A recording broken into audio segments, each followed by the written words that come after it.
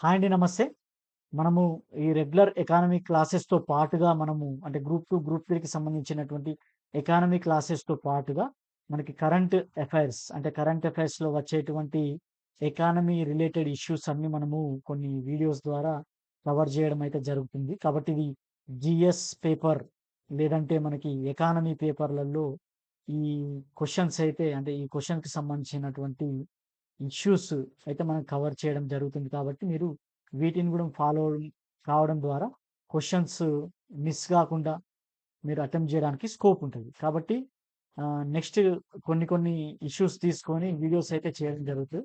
కాబట్టి ఆ వీడియోస్ అన్ని మీరు కవర్ చేసుకోండి. అదే విధంగా మీకు ఈ నోట్స్ అనేది మనకు పీడిఎఫ్ అనేది లింక్ డిస్క్రిప్షన్‌లో ఇవ్వడం జరుగుతుంది. ప్రతి వీడియోలో గూడా టెలిగ్రామ్ ఛానెల్‌లో అవైలబుల్‌గా ఉంటది. కాబట్టి అవి గూడా డౌన్‌లోడ్ చేసుకొని సింపుల్‌గా క్విక్‌గా మీరు ఆహ్, అంటే చదువుకోవడానికి ఆస్కారం ఉంటది. సో, టాపిక్‌లోకి వెళ్ళిపోదాం మనం. మనకి ఈ ఎకానమీకి సంబంధించినటువంటి కరెంట్ ఇష్యూస్ వచ్చేసి ఫస్ట్ వచ్చేసి కృషి ఇంటిగ్రేటెడ్ కమాండ్ కంట్రోల్ సెంటర్. కృషి ఇంటిగ్రేటెడ్ కమాండ్ కంట్రోల్ సెంటర్ అనేది కేంద్ర ప్రభుత్వం మనకి ఏర్పాటు చేయడం జరిగింది. ఎక్కడ ఏర్పాటు చేయడం జరిగిందంటే మనకి కృషి భవన్, కృషి భవన్ న్యూ ఢిల్లీ. సో, కృషి భవన్ న్యూ ఢిల్లీలో అయితే మనకి ఈ సెంటర్‌ని ఏర్పాటు చేయడం జరిగింది. ఎవరు ఏర్పాటు చేశారంటే ఇనాగ్రేట్ చేసింది మాత్రం శ్రీ అర్జున్ ముండా గారు. ఎవరంటే మనకి కేంద్ర అగ్రికల్చర్ మినిస్టర్ అన్నమాట. కేంద్ర అగ్రికల్చర్ మినిస్టర్ శ్రీ అర్జున్ ముండా గారైతే ఈ సెంటర్‌ని ప్రారంభించడం జరిగింది. ఏంటి ఈ ఐఐసీసీ అంటే మనకి ఇదొక బహుళ ఐటీ అప్లికేషన్ మరియు ప్లాట్‌ఫార్మ్‌తో కూడిన టెక్ ఆధారిత సొల్యూషన్ అన్నమాట. సో, ఏందంటే ఇదొక ప్లాట్‌ఫారమ్. IT platform. సో, దీంట్లో ఏందంటే ఇది దీని ద్వారా మనకేం తెలుస్తుందంటే హ్మ్. ఏందంటే ఆహ్, మనకేందంటే ఈ ఫార్మ్ సెక్టార్‌ని టోటల్‌గా అంటే మనకి వ్యవసాయ రంగం మొత్తాన్ని మానిటర్ జేయడానికి ఈ కమాండ్ కంట్రోల్ సెంటర్ అనేదైతే యూజ్ అయితదనమాట.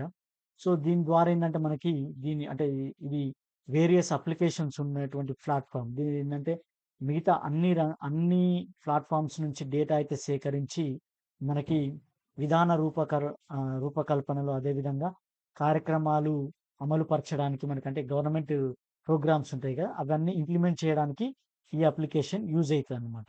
సో, ఈ అప్లికేషన్ ఏందంటే మనకి మెయిన్‌గా ఆర్టిఫిషియల్ ఇంటెలిజెన్స్, రిమోట్ సెన్సింగ్ మరియు జియోగ్రాఫిక్ ఇన్ఫర్మేటింగ్ అంటే జీఐఎస్ ఉంటది కదా!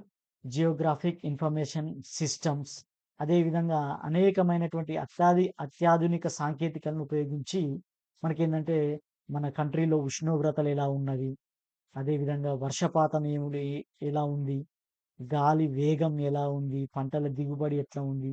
ఉత్పత్తి మొదలైన వాటి అంచనాలనైతే మొత్తం అంటే మనకేందంటే గ్రాఫికల్ డేటానైతే మనకి తీసుకుంటది. అంటే మనకి డేటాను తీసుకొని ప్రాసెస్ జేసి అది గ్రాఫికల్ ఓరియంటేషన్‌లో మనకి అవుట్‌పుట్ ఇస్తదన్నమాట. సో, అంటే ఏందంటే మనకి ఈ ఆర్టిఫిషియల్ ఇంటెలిజెన్స్, రిమోట్ సెన్సింగ్ ఇంకా జియోగ్రాఫికల్ ఇన్ఫర్మేషన్ సిస్టమ్ అలాంటి అత్యాధునికమైన అంటే లేటెస్ట్ టెక్నాలజీస్‌ని వాడి మన యొక్క దేశంలో ఉన్నటువంటి ఉష్ణోగ్రత అంటే వివిధ ప్రాంతాల్లో ఉన్నటువంటి ఉష్ణోగ్రతలేంటివి, వర్షపాతం ఏంటి, అదేవిధంగా గాలి వేగం ఎట్లా ఉంది, ఇంకా పంటల దిగుబడి ఎలా ఉంది, ఇవి మొదలైనటువంటి సాయిల్ ఉంటది కదా! సాయిల్‌కి సంబంధించినటువంటి డిఫరెంట్ టైప్స్ ఆఫ్ డేటాను కలెక్ట్ చేసుకొని, మనకి గ్రాఫికల్ ఓరియంటేషన్‌లో మనకి ఈ అవుట్‌పుట్ అయితే ఇవ్వడం జరుగుతుందన్నమాట. తద్వారా ఏందంటే గవర్నమెంట్‌కి మనకి పాలిసీస్ మేక్ జేయడము, పాలిసీస్‌ని ఇంప్లిమెంట్ జేయడం అయితే జరుగుతదనమాట. ఈ అప్లికేషన్ ద్వారా. సో, ఇదేంటంటే మనకి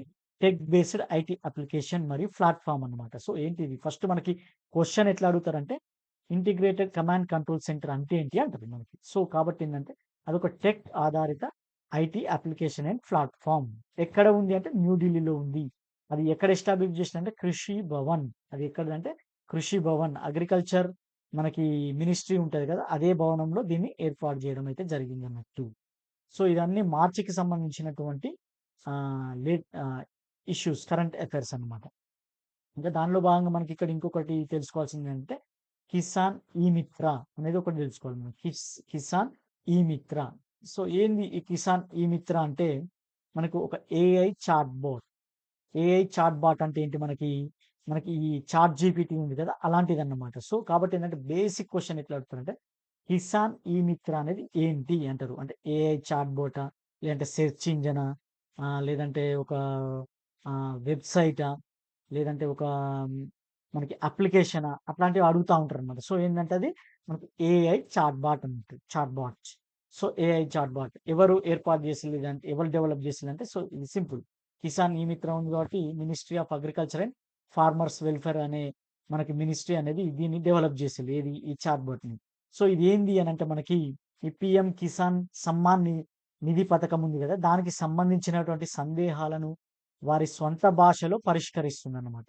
సో, సొంత భాషలో పరిష్కరిస్తుంది. అంటే ఏందంటే మనకి ఈ పీఎం కిసాన్ సమ్మాన్ నిధి పథకం ఉంది కదా! దీనికి సంబంధించినటువంటి క్వెషన్స్ ఏమన్నా రిలేటెడ్ ఉంటే మనము ఆ చాట్ బాట్‌లో చేస్తే దానికి సంబంధించినటువంటి ఆన్సర్స్ అయితే ఇస్తదన్నమాట. సో, ఏ భాషలలో ఇస్తది? ఏ రైతులుంటే ఆ సొంత భాషలలో ఇస్తదన్నమాట. సొంత భాషలు. సో, కాబట్టి which of the following is correct అని అడుగుతారన్నమాట. కిసాన్ ఈ సమ్ ఈ మిత్ర అనేది ఒక ఏఐ చాట్ బోట్ అంటే కృత్రిమ మేధస్సుకు సంబంధించినటువంటి చాట్ బాట్. దీన్ని డెవలప్ చేసిన వాళ్ళు అగ్రికల్చర్ మినిస్టరు. అంటే అగ్రికల్చర్ మినిస్ట్రీ. అదేవిధంగా ఇది అంటే రైతులకు సంబంధించినటువంటి సొంత భాషలలోనే రైతులను అంటే సందేహాలను తీరుస్తది. ఇది పీఎం కిసాన్ సమ్మాన్ నిధికి సంబంధించినటువంటి ప్రోగ్రామ్‌కి సంబంధించినటువంటి ప్రశ్నలను నివృత్తి చేస్తది. అలాంటి క్వెషన్స్ అయితే అడుగుతారన్నమాట. సో, దాంట్లో మనం కరెక్ట్ ఆన్సర్ పిక్ చేయాల్సుంటది. సో, 5 అన్నీ కరెక్ట్ అని. లేదంటే అందులో ఏదన్నా తప్పివ్వడం జరుగుతదనమాట. సో, అలాంటి క్వెషన్స్ ఇక్కడ పడడానికి స్కోప్ ఉంటది. సో, కిసాన్ ఈ-మిత్ర అనేది ఏంటి మనకి ఒక ఏఐ చాట్ బాట్. సో, దీనికి సంబంధించినటువంటి రైతులకు సంబంధించినటువంటి సొంత భాషలలో మనకి వారి క్వెషన్స్‌కి ఆన్సర్స్ ఇస్తదనమాట. అది. నెక్స్ట్ వచ్చేసి మనకి ఇంకొకటొచ్చేసి నెక్స్ట్ మనకి మీమ్ కాయిన్స్. మీమ్ కాయిన్స్ అనేది లేటెస్ట్‌గా చాలా ఫేమస్ అయిందనమాట. మీమ్ కాయిన్స్ అంటే ఏందంటే మనకి ఇది నథింగ్ బట్ ఇది ఒక crypto currency. So, crypto currency. Crypto కరెన్సీలో మనం ఎక్కువ విన్నది ఏంటంటే బిట్‌కాయిన్ వింటాం మనం. బిట్‌కాయిన్ అనేది మనము విన్నాం. అంటే బిట్‌కాయిన్ అనేది ఒక క్రిప్టో కరెన్సీ. అదే విధంగా ఇథేరియం అని గూడా వింటాం మనం. ఇథేరియం అట్లాంటివి బిట్ కాయిన్స్ అనేటివి విన్నామనమాట. సో, మీమ్ కాయిన్ అనేది గూడా ఏంటి మనకి ఒక క్రిప్టో కరెన్సీ. సో, క్వెషన్ ఎట్లా అడుగుతారంటే మనకి మీమ్ కాయిన్ అంటే ఏంటి? What is a meme coin అంటారంతే. మీమ్ కాయిన్ అంటే ఏంటి? మనకి what is a meme coin అంటాం. సో, కిందేమంటారంటే ఇదొక క్రిప్టో కరెన్సీ, లేదంటే ఒక ప్లాస్టిక్ కరెన్సీ, లేదంటే సెంట్రల్ బ్యాంక్ డిజిటల్ కరెన్సీ, లేదంటే ఇదొక మనకి ఏమంటాం మనకి వాట్సాప్‌లో వాడేటువంటి ఒక చిన్న కాయిన్ అనే అట్లా క్వెషన్స్ అడగడానికి స్కోప్ ఉంటదనమాట. సో, కాబట్టి ఏంటంటే మనకి ఏంటి కరెక్ట్ ఆన్సర్ ఏంటి ఇదొక క్రిప్టో కరెన్సీ. మీమ్ కాయిన్ అంటే క్రిప్టో కరెన్సీ అట్లనే అడుగుతారు మనకి. సో, మీమ్ కాయిన్ అనేది మనకి ఒక క్రిప్టో కరెన్సీ ఇది చాలా ఫేమస్ అయింది. ఏందంటే మనకి ఇగో ఇట్లా మనకి ఏందంటే కింద ఇచ్చినయి చూడండి. ఇదొక మనకేందంటే ఒక ఫన్నీగా మనకి కరెన్సీని పంపుతారనమాట.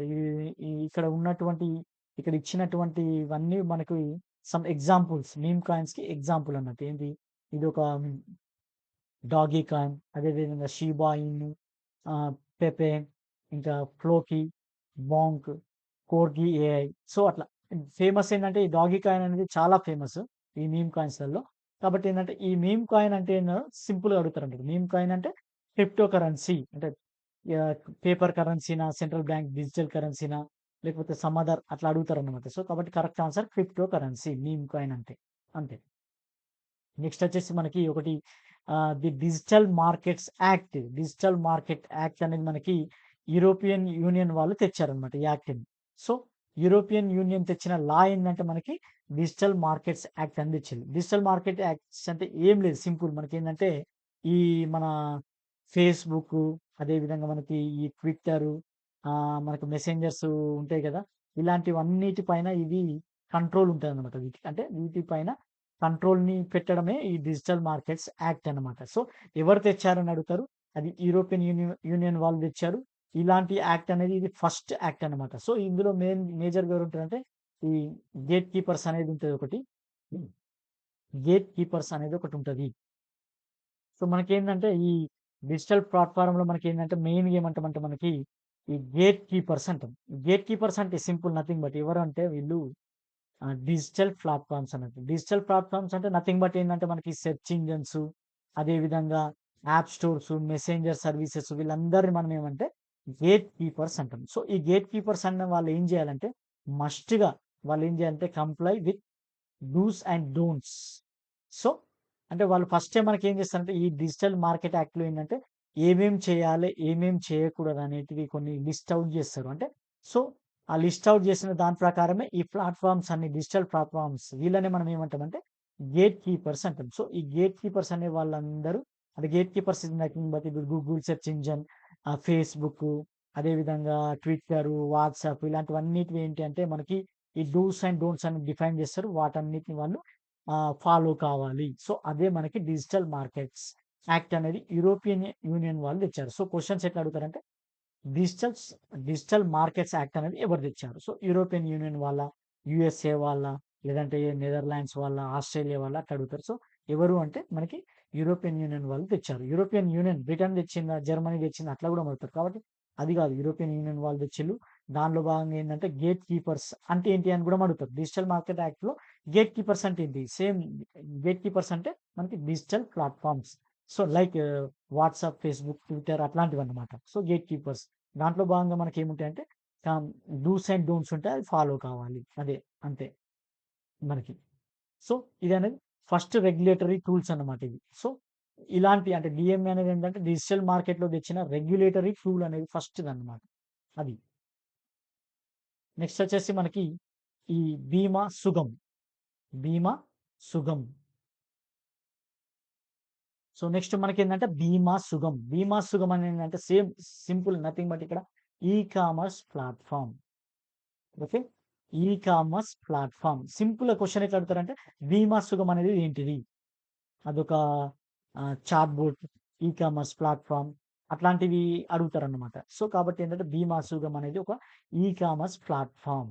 ఎవరు సెటప్ చేశారు దీన్నంటే ఇన్స్యూరెన్స్ రెగ్యులేటరీ అథారిటీ.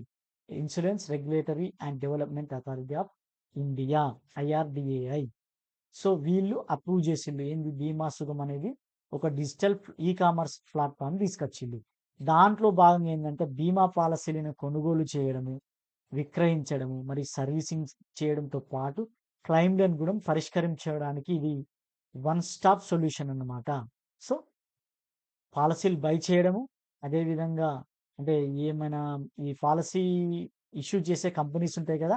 ఆ కంపెనీస్ పాలిసీని అంటే మనకి అమ్మడము, అదే విధంగా క్లెయిమ్‌లను పరిష్కరించడము, అలాంటి టోటల్ అనేటివి ఆన్‌లైన్‌లో జరుగుతాయన్నమాట.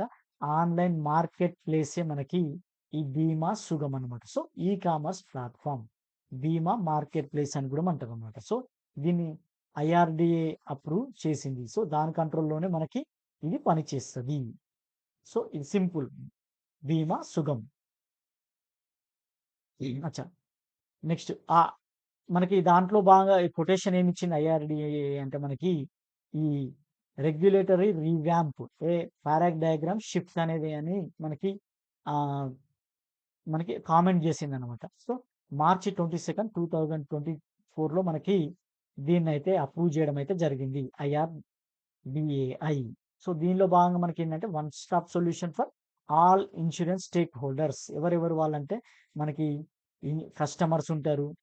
ఇన్షూరర్స్ ఉంటారు. ఇంటర్మీడియేటరీస్, ఏజెంట్స్ అదేవిధంగా మనకి ఇంకా రకరకాలైనటువంటి స్టేక్ హోల్డర్స్ అయితే ఇందులో భాగంగా ఉంటారన్నమాట. అది. ఇది బీమా సుగమ్. సో, బీమా సుగమ్ అంటే ఇది. నెక్స్ట్ వచ్చేసి మనకి వరల్డ్ హ్యాపీనెస్ రిపోర్ట్ 2024 మనకి వరల్డ్ అంటే ప్రపంచ సంతోష సూచి అని ఇట్లా అంటున్నాం కదా! సో, అది అన్నమాట. World happiness report. మనకి ఇది ఎవరు ఇష్యూ చేస్తారంటే మనకి ఈ మనకి Oxford well being research centre. Oxford wellbeing research centre. అదేవిధంగా UN sustainable development solutions network SDSNS. వీళ్ళు మనకి ఈ హ్యాపీనెస్ రిపోర్ట్ అదేవిధంగా ఈ world happiness reports editorial board అనేది ఒకటుంటది. వీళ్ళనేది ఈ వరల్డ్ హ్యాపీనెస్ రిపోర్ట్‌ని మనకి వీళ్ళు రిలీజ్ చేస్తారనమాట. దీనిలో భాగంగా వీళ్ళేందంటే 6 కీ ఫ్యాక్టర్స్‌ని తీసుకుంటారు. ఈ ఈ రిపోర్ట్‌ని తయారు చేయడానికి. సో, ఒకటేంటంటే సోషల్ సపోర్ట్. సోషల్ సపోర్ట్, అదేవిధంగా income, health, freedom, generosity and absence of corruption. So, ఈ 6 కీ ఫ్యాక్టర్స్‌ని తీసుకుంటారు. సో, మన క్వెషన్ ఎట్లా అడుగుతారంటే ఏ ఫ్యాక్టర్స్‌ని తీసుకుంటారని స్ట్రెయిట్‌గా అడుగుతారు హ్యాపీనెస్ రిపోర్ట్‌లో. ఈ 6 social support, income, health, freedom, generosity, the absence of corruption. So, సామాజిక మద్దతు, ఆదాయం, ఆరోగ్యం, స్వేచ్ఛ, దాతృత్వం, అవినీతి లేకపోవడం అనే 6 కీలక అంశాలను తీసుకొని ఈ నివేదిక తయారు చేస్తారనమాట. సో, మనకి 2024లో ర్యాంకింగ్స్ ఎలా ఉన్నాయంటే మొత్తం 143 కంట్రీస్‌లలో మనకైతే ఈ ఈ రిపోర్ట్ అనేది వా 140 కంట్రీస్‌ని తీసుకొని రిపోర్ట్ జే రిపోర్ట్ అయితే తయారు చేయడం జరిగిందనమాట. సో, ఫస్ట్ ర్యాంక్ వచ్చేసి ఫిన్లాండ్. సో, ఫస్ట్ వచ్చేసి ఫిన్లాండ్. ఇది గత 7 సంవత్సరాల నుంచి వరుసగా మనకి ఫస్ట్ ర్యాంక్‌లోనే ఉంది. ఫిన్లాండ్ అనేది. తర్వాత డెన్మార్క్, ఐస్లాండ్ ఇవనేది టాప్ 3 కంట్రీస్. తర్వాత యూఎస్ఏ, జర్మనీస్ అనేటివి 23, 24లలో ఉన్నాయి. ఏందంటే ఈ యూఎస్ఏ, జర్మనీ అనేది గత దశాబ్ద కాలం నుంచి ఫస్ట్ టైమ్ ఏందంటే వాటి యొక్క ర్యాంక్ అనేది పడిపోవడం జరిగింది. ఒకటి 20 ఉండే, 21 ఉండే. అది 23, 24కి పడిపోయింది ర్యాంకులు. సో, ఈ యూఎస్ఏ, జర్మనీల ర్యాంకులు పడిపోయినాయి. ఇండియా ర్యాంక్ ఎంతంటే 126, 126 గత అంటే లాస్ట్ ఇయర్ గూడా 126 ఉంది. ఏం మార్పు లేదు. అదే విధంగా లాస్ట్ వచ్చేసి మనకి ఆఫ్ఘనిస్తాన్.